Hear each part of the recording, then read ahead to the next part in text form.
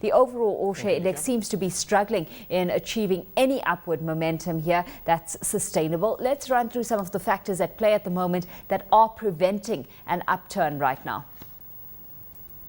Thank you, Alishia. Good morning.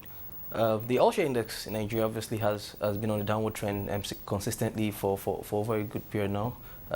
We find that whereas valuations indicate that there are pickings to be had, investors seem not to be taking any bets. We find that there has been very little demand, particularly from the retail segment of the investment community, and then of course the ongoing various number of events around the NSC and of course SEC's new clampdown on companies.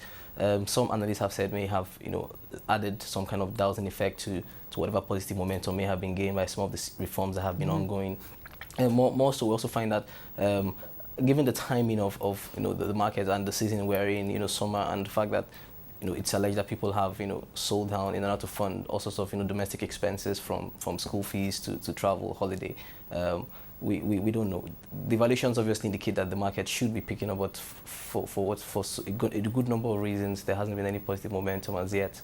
What do you see being necessary, the possible catalyst that we're waiting for here before the market establishes any legs to run? The passage of AMCOM I think has been significantly overplayed. All the positive expectations from AMCOM have already previously been priced in. We believe that for there to be any significant drivers of this of the bourse, there has to be some kind of sustained, targeted message to the investment community to show that look, there are pickings to be had. I think primarily, the major reason for the downturn is the fact that there has been a significant loss, or will I say an erosion of investor confidence, and this is across the board.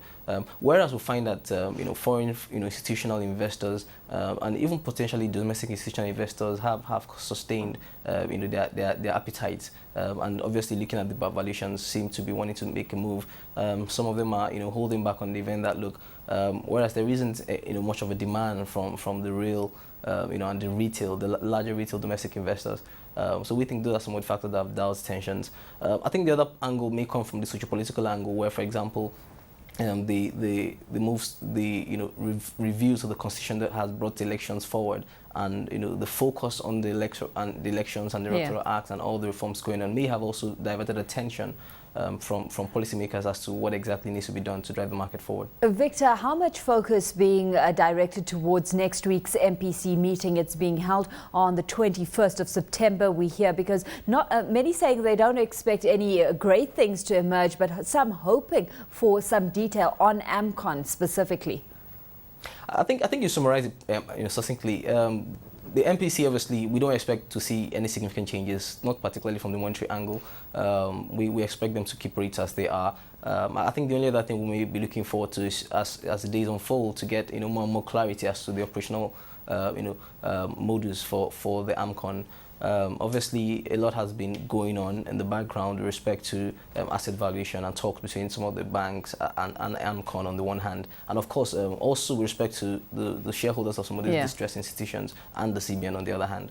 So we expect maybe some kind of clarity from that perspective. Victor, very quickly, Nigerian President Goodluck Jonathan said yesterday that he sent a bill to Parliament to create a sovereign wealth fund, and a federal and state governments had set aside $1 billion rather in seed capital. Your thoughts on that possibly coming to the fore and the impact it's set to have?